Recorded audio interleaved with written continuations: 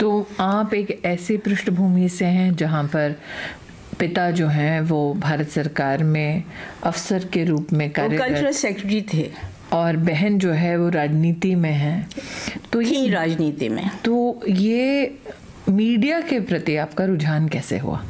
नहीं, मुझे स्मृति कभी भी पॉलिटिक्स में कुदरती दिलचस्पी नहीं रही, क्योंकि अब उस वक्त तो मेरी समझ में नहीं आता था, लेकिन अब मुझे इसके बारे में एक वजह समझ में आ रही है कि हर चीज़ के लिए एक डिसिप्लिन होता है, एक मिजाज होता है किसी भी कैरियर को अपनाने के लिए। तो मैं सियासत मुझे क्यों नहीं भाई, उसकी वजह ये है कि मैं कहूँगी कि सियासत के लिए कुछ ख़ास दिल मखसूस होते हैं, सियासत के लिए कुछ ख़ास दिल मखसूस होते हैं। ये वो नगमा है जो हर साज पर गाया नहीं जाता। अरे वाह, मतलब ये ऑल इंडिया रेडियो पे ही संभव है कि जब गुलाब का फूल और कमल का फूल एक स्टूडियो में मिले तो किस प्रकार की शायरी संभव है। नहीं, आप तो खुद बहुत से शेर कहती हैं। तो मेरा हमेशा रुझान आर्ट की तरफ रहा, अभी भी है, और मैं उम्मीद करती हूँ कि ये आखिर तक चलना चाहिए। मुझे ये बताएं सलमा जी कि आप जब न्यूज़ प्रेजेंटेशन की दुनिया में आई, क्या आपने कभी कोई ट्रेनिंग ली? दूरदर्शन ने क्या आपको कभी ट्रेनिंग दी?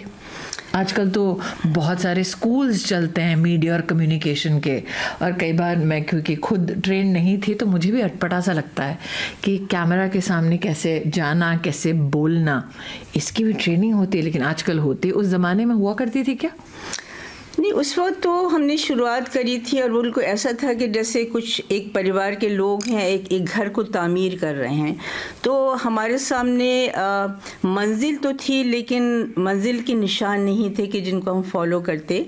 तो हर चीज़ हम खुद कर रहे थे, लेकिन खुशकिस्मती ये थी कि उस वक्त के जो हमारे मेंटोर्स थे वो बहुत बड़ी शफकत थी उनमें, और वो बच्चों की तरह हम लोग को ट्रेन करते थे। जो भी हम लोग नए, और ख़ास तौर से जो लड़कियाँ वहाँ पर आती थीं, तो हर बात की समझ वो हमें देते थे। फिर हम खुद वो सीखते थे, क्योंकि हमें ये भी नहीं पता था कि भाई हमको साड़ीज़ किस तरह से पहनना चाहिए, बाल कैसे बनाना चाहिए।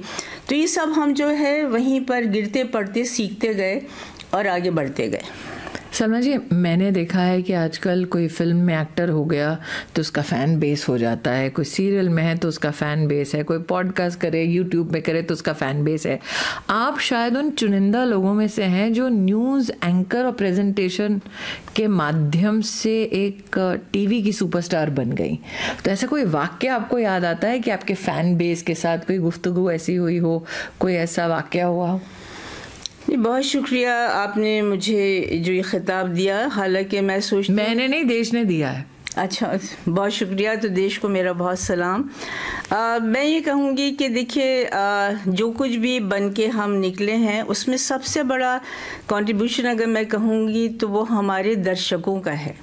उन्होंने डे वन से जिस तरह सपोर्ट किया, जिस तरह हमारी हौसला अफजाई की, जिस तरह प्यार दिया, और मैं समझती हूँ कि इतने अरसा हो गया मुझे टेलीविज़न छोड़े हुए, लेकिन वो कौन सी यादें हैं हमारे दर्शकों के दिल में कि वो प्यार दिए जा रहे हैं। जेनरेशंस ने आपको देखा है, और मैं उसके लिए कहूँगी माशाल्लाह नज़र न लगे। अरे वाह, वैसे आपके चेहरे को देखकर लग रहा है कि नज़र थोड़ी बहुत हर रोज़ लगती होगी। आप कितने लोगों के दुआओं में हैं, आप कितने लोगों की इंस्पिरेशन रही। लेकिन आप खुद जब आज न्यूज़ देखते हैं, डीडी छोड़कर प्राइवेट सेक्टर में जो मार पिटाई होती है, झगड़ा होता है, चिल्लाना होता है, उसको जब आप देखते हैं तो कैसा लगता है?